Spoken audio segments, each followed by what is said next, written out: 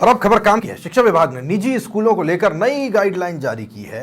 इस गाइडलाइन में पाठ्य पुस्तक, यूनिफॉर्म और फीस बढ़ोतरी को लेकर नियम तय किए गए हैं। क्या है ये नई गाइडलाइन, आपको जरूर जानना चाहिए।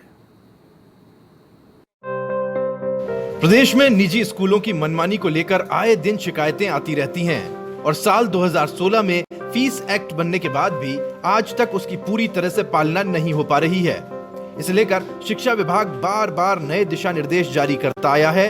अब एक बार फिर निदेशक माध्यमिक शिक्षा द्वारा नए दिशा निर्देश जारी किए गए हैं। शिक्षा विभाग की नई गाइडलाइन, फीस कमेटी द्वारा अनुमोदित फीस पीएसपी पोर्टल पर अपडेट हो, अन्य कोई तरह का शुल्क वसूलना फीस एक्ट के खिलाफ, स्कूल द्वारा फीस के नाम पर की गई वसूली वापस लौटाई जाए, निर्धारित फीस 3 शैक्षणिक सत्र के लिए होगी, कुछ वक्त के लिए नहीं, जिस बोर्ड से मान्यता उनके नियमों की पालना करते हुए किताबों का चयन हो, लेखक का नाम और किताब की कीमत 1 माह पहले नोटिस बोर्ड पर लिखना अनिवार्य, पाठ्य सामग्री की बिक्री के लिए विभाग की गाइडलाइन की पालना जरूरी, छात्र पर शारीरिक मानसिक प्रताड़ना की शिकायत पर तुरंत कार्रवाई हो, पीटीएम का आयोजन किया जाए, विभाग द्वारा जारी सूचना बोर्ड पर लगाई जाए। ये सभी दिशा निर्देश प्रदेश की करीब 40,000 स्कूल्स पर लागू होंगे।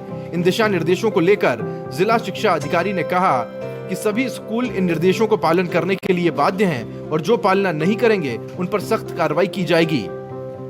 तो वहीं अभिभावक संघर्ष समिति से जुड़े हुए लोगों का मानना है कि उन्हें उम्मीद है कि इस बार सरकार अभिभावकों और बच्चों के साथ न्याय करेगी और किसी के भी साथ अन्याय नहीं होने देगी।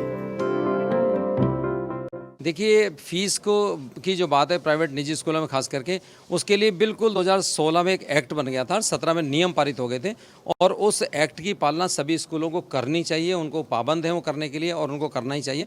हम उनसे यही कह रहे हैं कि भाई आप इस एक्ट की पालना कीजिए और जो स्कूल एक्ट की पालना नहीं करेंगे निश्चित रूप से उनके खिलाफ हम सख्त कार्रवाई करने जा रहे हैं।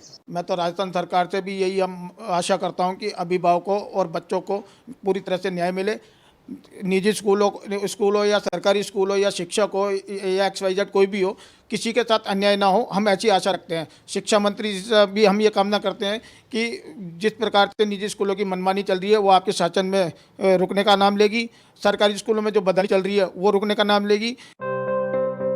निदेशक के इस फैसले के बाद लोगों की उम्मीद इसलिए और बढ़ गई है क्योंकि शिक्षा मंत्री मदन दिलावर शुरू से ही शिक्षा के क्षेत्र में बदलाव को लेकर गंभीर नजर आ रहे हैं। बहरहाल देखना होगा कि विभाग की नई गाइडलाइन कितनी असरदार साबित होती है। धर्मेंद्र सिंघल, समाचार प्लस, जयपुर।